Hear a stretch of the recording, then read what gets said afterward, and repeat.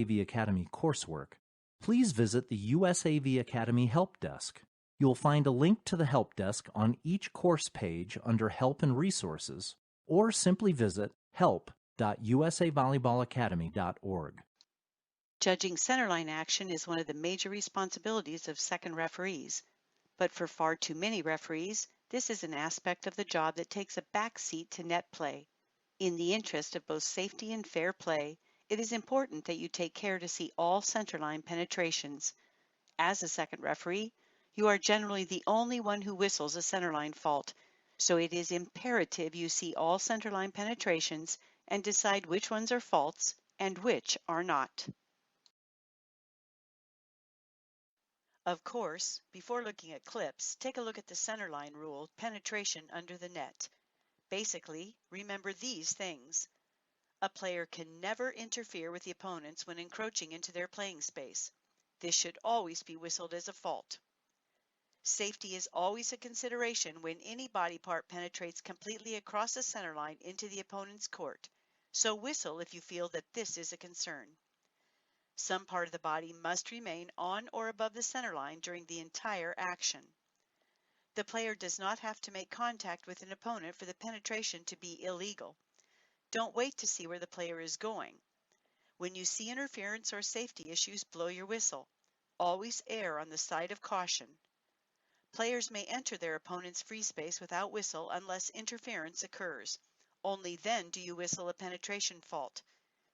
Now let's take a look at some clips on possible penetration faults.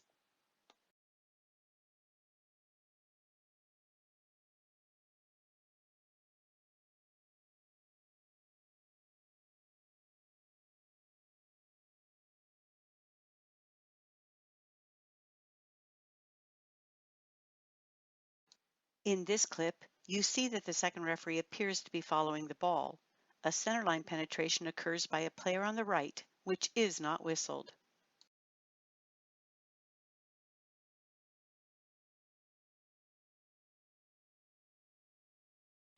Although you cannot see the second referee at the time of the centerline penetration, ask yourself these questions as you watch the clip again. Does the second referee have awareness of a centerline penetration? Is the player penetration a fault, or should play continue? Before clicking on the Compare button, write your thoughts on the dry erase board. As was stated earlier, you see the second referee is following the ball, so the chances he even saw the encroachment are not great.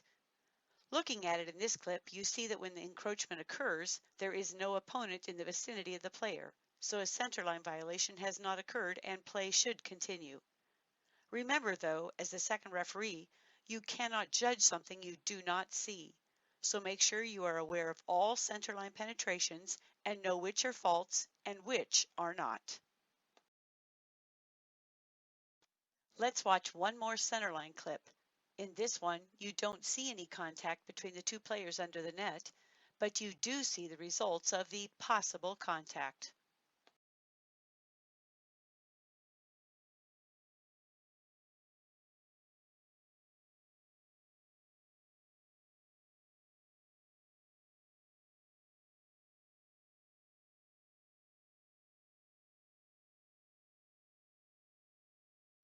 Watch the clip again and consider these questions.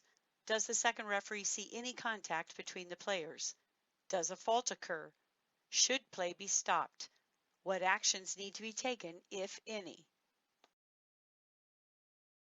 Watch the clip as many times as you like, then write your thoughts on the whiteboard before clicking on the Compare button to hear what national clinicians have to say. In this clip, it appears there might be contact below the net between two players, which the second referee did not see. We cannot see centerline penetration, nor even any contact between players, so we aren't clear what did happen on this play. But before we discuss further, remember these two things.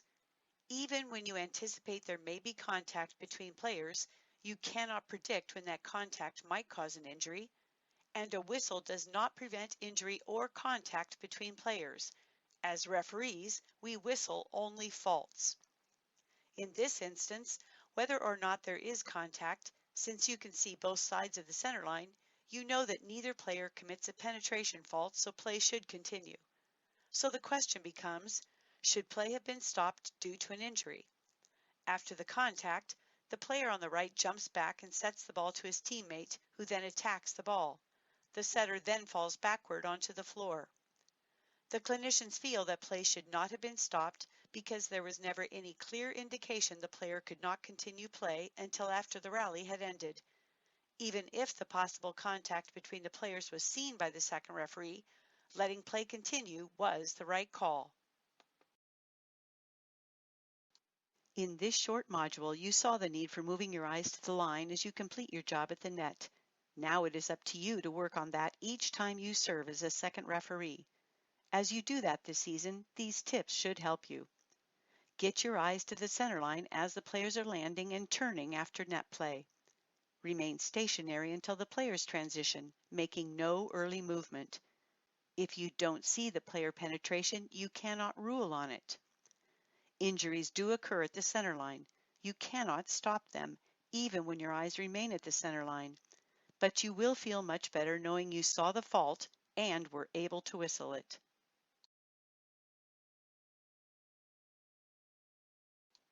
To remind us that center lines do not occur in a vacuum, let's wrap up your entire transition to include both net and center line awareness.